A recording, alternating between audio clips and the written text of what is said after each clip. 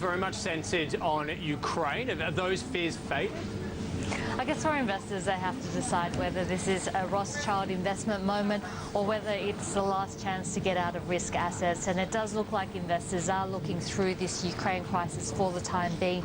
And really, it depends on how big this crisis is in terms of how it affects asset markets. And once the risks are quantifiable, generally we see these geopolitical risks fading to the background. At the moment, the market focused on Crimea, and it looks like it's limited to Crimea.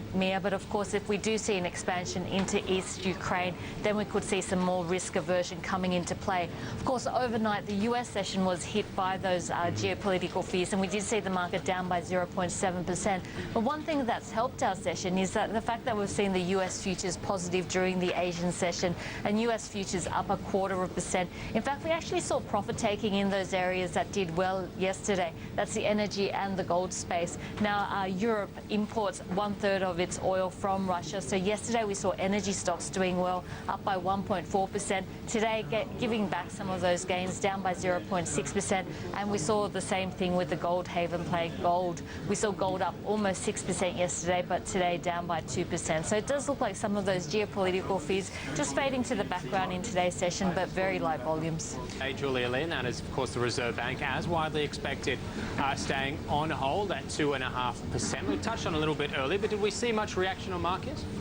Not a huge reaction in terms of markets, but a big reaction in terms of currencies. And as expected, the rate did stay on hold at 2.5%. But I think what surprised the market was the jawboning starting again about the Aussie dollar, that the exchange rate is high by historical standards, and that saw the Aussie dollar rising.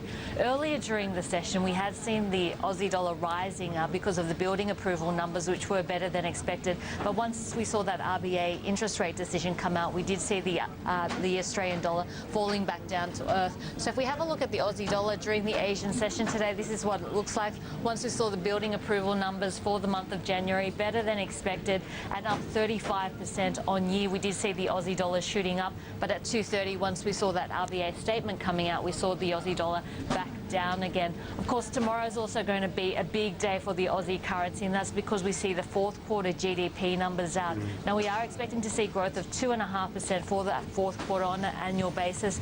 And I guess if we have a look, it is a big slowdown from a couple of years back. Back in 2012, that was around that 4% mark. So watching those numbers, it is a big week in terms of economic numbers. And today for the Aussie dollar, it was a bit of a roller coaster ride on the back of the building approval numbers as well as that RBA interest rate decision. Julia Lee, the other big story, ongoing story, Qantas. Now, we've had a lot of politicians front and centre talking about it. Of course, last night, Tony Abbott saying no debt guarantee, but we are going to look to change Part 3 of the Qantas Sale Act, essentially looking at increasing the opportunity for foreign investment. Qantas shares, are we seeing much reaction on markets?